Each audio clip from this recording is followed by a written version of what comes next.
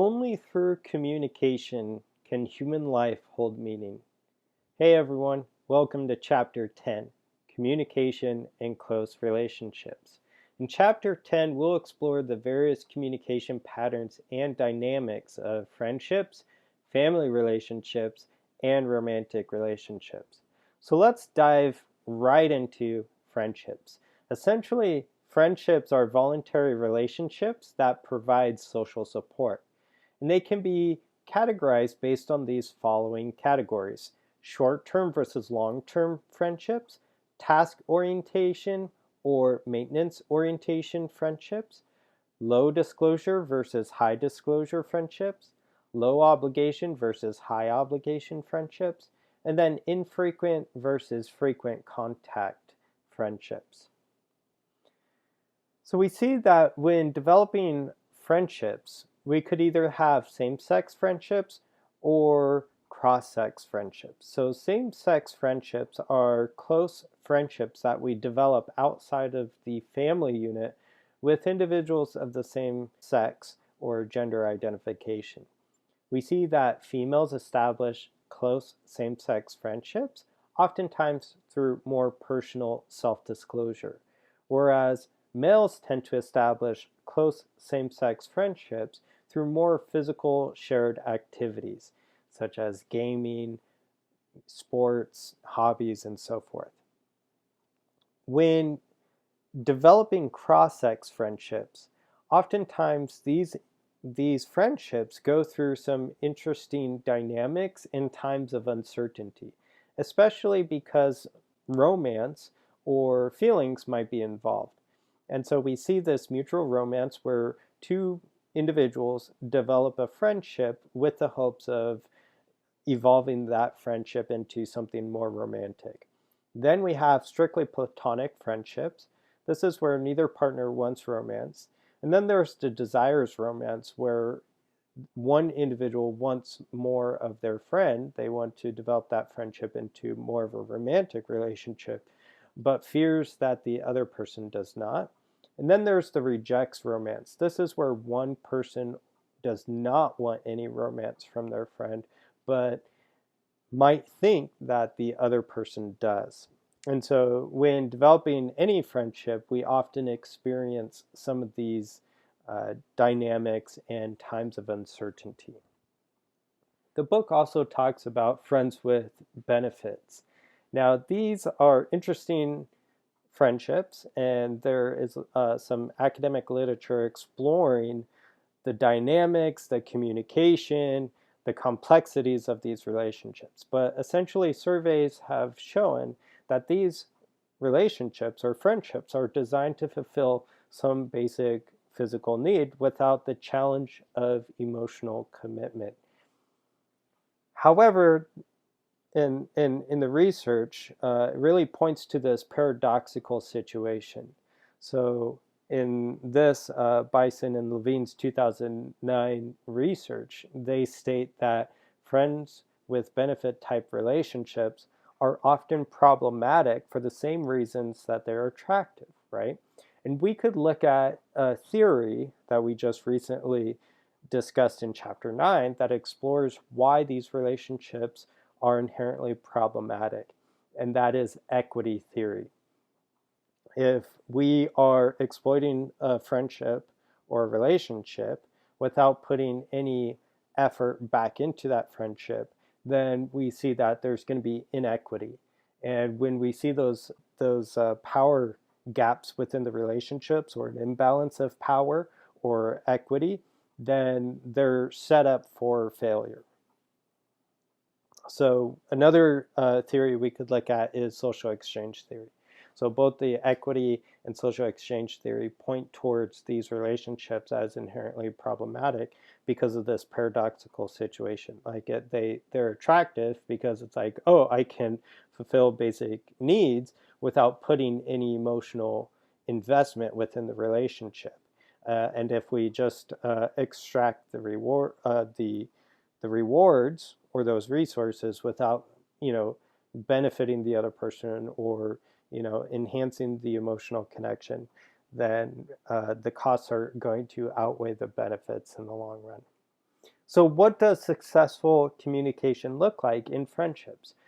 Well, there are 11 elements that the book discusses, and this is shared joys and sorrows. So there's a balance between sharing good times and bad times, sharing in laughs and memories, provide a listening ear, maintain confidence, lend a helping hand, standing up for one another, honoring pledges and commitments, treating others with respect, balance exchanges, right? That's the reciprocity, values connection and autonomy. So again, that points to Baxter's dialectical tensions, balancing those dialectical tensions, and then apologize and forgive when relational boundaries are violated or broken.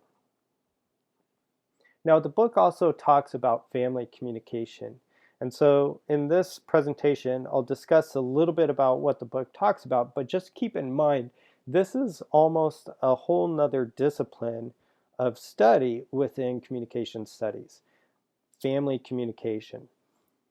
So family is a system with two or more independent people who have a common history and a present reality and who expect to influence each other in the future. So there's different ways we could conceptualize family. The reason why I think we went with this definition is because family could look at strictly the biological connection people share, like bloodlines, right, or ancestries. But we know that estranged family members, or there are families that do not get along and they don't consider themselves family. And so I think family, to a certain extent, does include the biological connections that we share with people, but it also is a matter of choice. It's who we choose to allow into our lives to influence us and to help us through our future. And so this is a picture of me and my siblings quite a few years ago at my brother's wedding. And I would consider my 6 siblings my best friends. They're like the closest people to me. And I'm completely fortunate to share such a strong bond with my family and my siblings. So these are individuals that are always going to be present in my life and are going to influence me in the future. So when developing families, we often see these family narratives being told. Now, narratives are stories that help develop and create a sense of reality. So they create sense making. And sense making basically is how we conceptualize reality and our purpose and events that take place around us. And so within the family, we often have these family stories that act as narratives to reinforce shared goals, to teach moral values, to stress family concerns, to reflect how members relate to one another, and to reflect how to operate in the world. So this is really interesting to see how family narratives overlaps with the different types of metaphors we could use to conceptualize our family unit.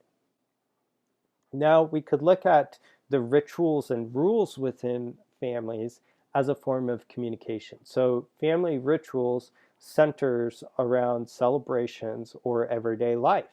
So in grad school, I proposed a study that explored family communication during mealtime.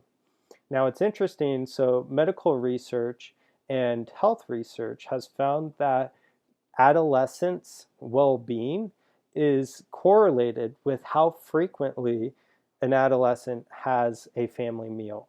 So we see that oftentimes in our busy lives as children, with extracurricular activities and just busy schedules, like children aren't having meals with their family. They're always on the run, or always have this busy schedule.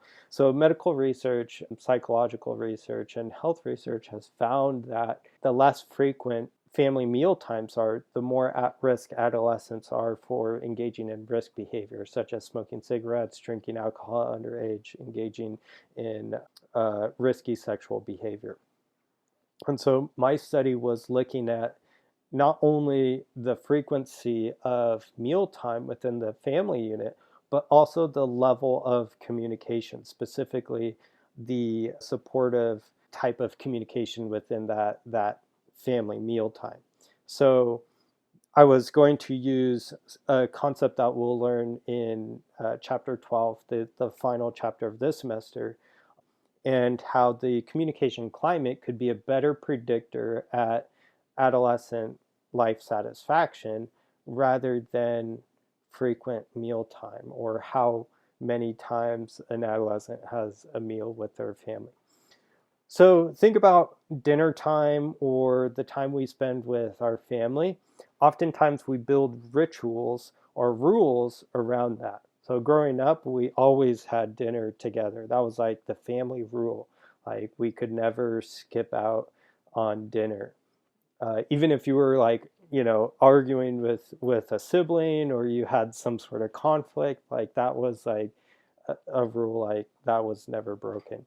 And so it's, I take that into my personal life now, and I value spending time with family and friends over a really good meal. And that is something that is really important to me as I move forward in adult life. We see that families and step families have many rules governing communication among members and with outsiders. And because we're starting to see that, with families and step families, they're starting to get blended. We have these rules to help guide that interaction. The last bullet point, stepchildren avoid more topics with step parents than their biological parents, and this includes sex, drinking, money, teen stuff, and also academics. So let's take a look at patterns of family communication. So families as a communication system, we see that family members are interdependent. The family is more than the sum of its parts. And then families have systems within the larger system. So think about how the family influences societal structure overall. So with family communication, we see these two broad categories, the conversation versus conformity type orientations. So conversation orientation is the degree to which families favor an open climate for discussion of a wide array of topics. So they have interact freely, frequently, and spontaneously. So that's a high condition. They experience an increase in that, but they experience a decrease in less interaction, less exchange of private thoughts. Whereas conformity orientation is the degree to which family communication stresses uniformity of attitudes, values, and beliefs.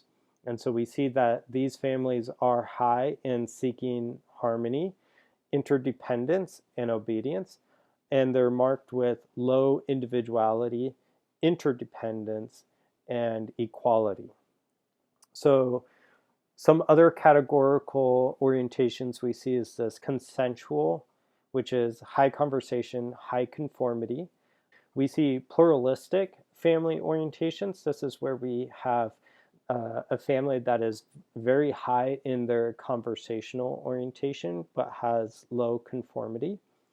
We see that there are protective family orientations. This is where we see the family is marked with low conversation but high conformity. And laissez-faire, which is low conversation and low conversation and low conformity within that family. So if we were to look at all these things on a graph, this is what we would get. So as we just discussed, we have this consensual family dynamic, and this is where the family strives for a combination of conformity and openness. So it has high conformity, and then it has high conversation. we see that the pluralistic family dynamic, this is where ideas are exchanged between individuals, but parents are not the final authority. And so there is more flexibility when it comes to guidance, authority, discipline, and so forth. And then we also see the protective, which has a low condition for conversation. There's not a lot of open, free conversation on a wide variety of topics. And there's a high concern for this conformity. And so they stress the relationship of obedience and conformity within that relationship. So these types of families dynamics have a very rigid structure to them.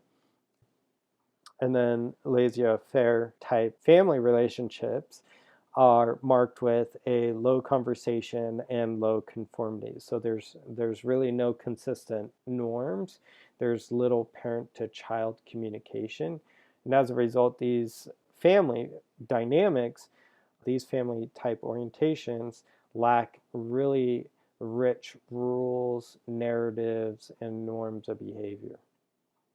So let's go ahead and talk about intimacy as it relates to friendships, family, and also romantic relationships. So we see that intimacy is the relational closeness that we experience with other individuals. It's essentially a deep understanding of someone to the point that we can predict them accurately.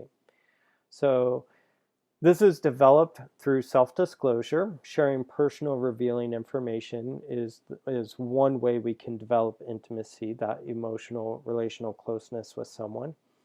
We see that self-disclosure also increases social support, and it actually increases relational satisfaction. Again, stemming from family communication, there's another kind of the sub area of research exploring sexual communication. So we see that self-disclosure increases both relational satisfaction within the emotional and sexual components of that relationship. This is really pointing towards this broader concept, and that concept is the inclusion of other in the self, IOS. And this is when essentially, if we referred back to Mark Knapp's relational development model, to a certain extent, at the bonding stage of that Knapp's model, we see this, where we start to include the other person into ourself. And this is the merging of resources, perspectives, and identities. And essentially, to a certain extent, we experience those as the same. And so we try to include the other person into our lives as much as possible. So let's look at the dimensions of intimacy. Well, we could break this down to emotional intimacy. This is sharing important information and feelings. There could be physical intimacy, sharing physical proximities and affection with someone. It could be intellectual intimacy, sharing important ideas and connecting intellectually with someone. Or it could be through shared activities. Sharing activities can create intimacy among people. So think about sports teams, military units, social networks. Maybe you have a gym partner, right? So you have that intimacy with this person built through some sort of shared activity. So there are some gender differences the book talks about in terms of intimacy. So we see that females are more interested in achieving emotional intimacy, more willing to make emotional commitments, share personal thoughts and feelings to build intimacy, and think of sex as a way to express intimacy that is already developed.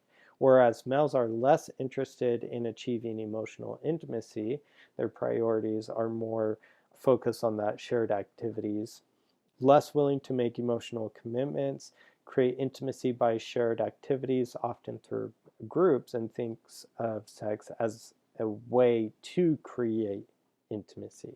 So it's interesting, those last bullet points, to see the perceptual differences about our sexuality and how it functions in establishing or expressing intimacy.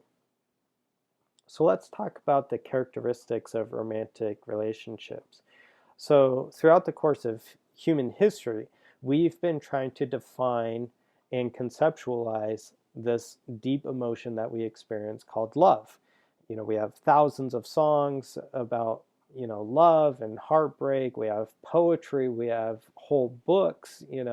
We see that love is kind of marketed against us as a form to drive consumerism. So we see that this complex emotion taking place. And so as scholars, we try to approach this and try understanding what is love. So this is just one possible theory. There's a ton out there, but this is the one that we will focus on, and it's the one that is discussed and explained in the textbook. And this is Sternberg's triangular theory of love. And according to Sternberg, love consists of three basic fundamental elements, and that is intimacy, passion, and commitment. So intimacy, we've already discussed, is the emotional and relational closeness, the connectiveness that we feel in a relationship. Essentially, it's the warm component of love, whereas passion is the physical and the emotional arousal, which is the hot component of love. And so if you look at that triangular theory of love, it's kind of color coded, and that's what they're saying, the warm, the hot component. And then of course the commitment is the rational side of love. It's hard to be vulnerable or trust someone in a relationship without having a strong sense of commitment. And so this is more of the rational side of love. And so if we plot this out on this triangle graph, we get Sternberg's conceptualization. And so we could look at intimacy or liking, and if that is paired with passion or infatuation, we get this romantic love, which is the passion and intimacy. And chances are we experience this in developing romantic relationships. And this is where maybe we're in a dating relationship. The commitment isn't quite there. It's still being developed. So this would be the pairing of intimacy and passion. Now, let's say we could look at, a couple that's been together for 35, 40 years, right? Maybe your grandparents or maybe someone important in your life. With this couple, chances are they have a very deep, intimate relationship. And of course, if they've weathered life together for 30, 40 years, chances are, they've already established that commitment. But maybe, towards the golden years of their age, there's not a lot of passion in that relationship. So we would categorize this more as a companionate type relationship. Sometimes we have even our close friends where we have that emotional closeness with a friend, so the intimacy, and maybe the commitment. They're more of like a companion to us through life, right? And then, of course, if we get the passion and the commitment, but there's no intimacy, no emotional closeness, no liking, we get this fatuous love, right? And oftentimes we see this with, people in the media where there's a lot of passion. Maybe they're committed to each other, but they just don't know the other person, or they can't stand the other person. And so this is where we see a lot of toxic relationships reside, in this fatuous love, right? So according to Sternberg, there has to be a balance between all these three. And when we strive that balance, we get this consummate love, which is the intimacy, that deep emotional closeness we experience. It's marked with passion, the emotional and physical arousal, and then also a strong sense of commitment. This is kind of Sternberg's ideal of what a romantic relationship looks like, or what true love looks like.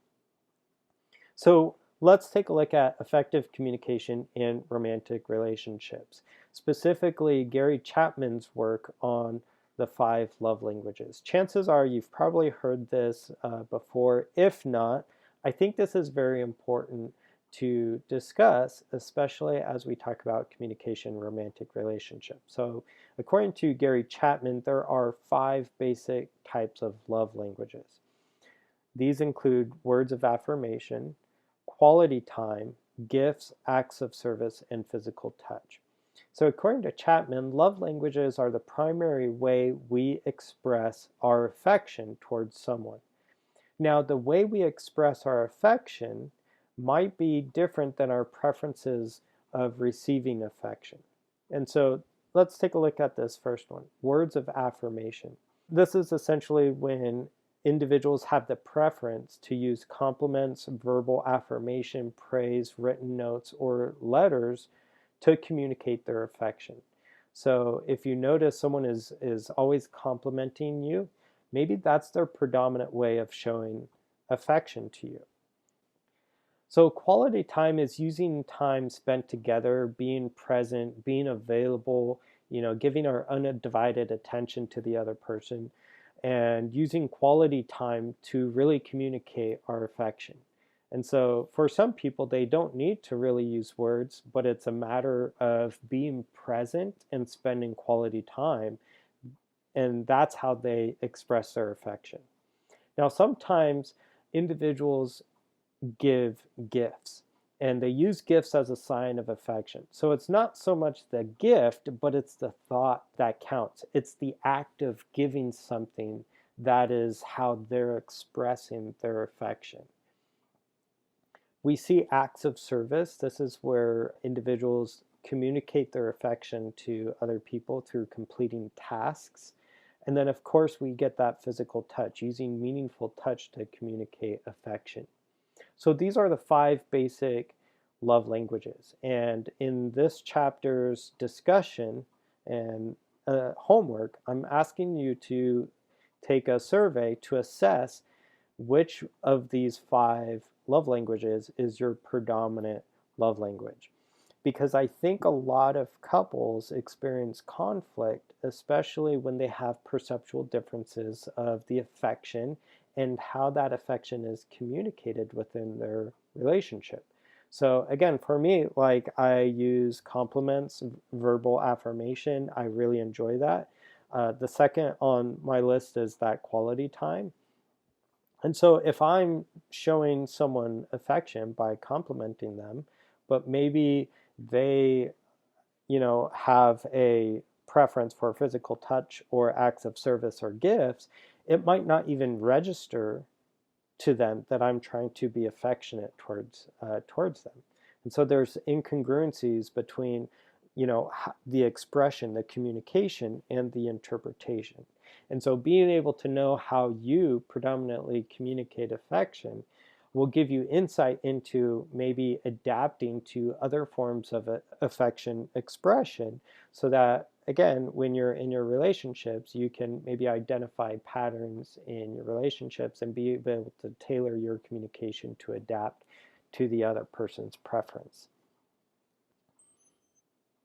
So essentially in chapter 10, I know it was very brief, but chapter 10 really focuses on communication within a variety of different relationships and contexts. So we looked at friendships, family communication. We also looked at intimacy, how it's established, and the different dimensions of intimacy. We also looked at romantic relationships, and specifically the triangular theory of love by Sternberg, and Gary Chapman's research on the love languages. So thank you so much for listening and participating, and we'll see you next time.